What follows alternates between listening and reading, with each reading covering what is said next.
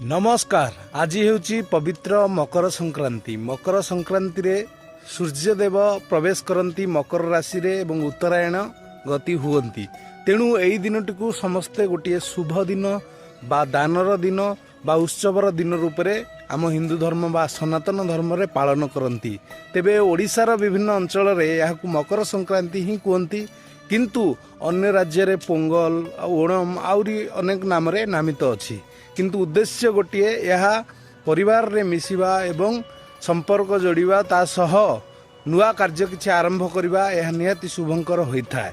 तेबे ए कथा को नै कि आपण माने निहाती तो जानी थिबे, तथापि मध्य मकर चाउल खाइकी सेतेबेले आमे मकर बसंती आम बंधु मानक मध्य रे मध्य मकर बसिथिबार आमे शुणिचु।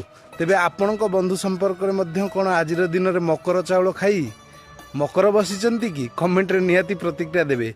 तेबे समस्त को पुणी थे मकर संक्रांतिर हार्दिक शुभेच्छा और शुभकामना।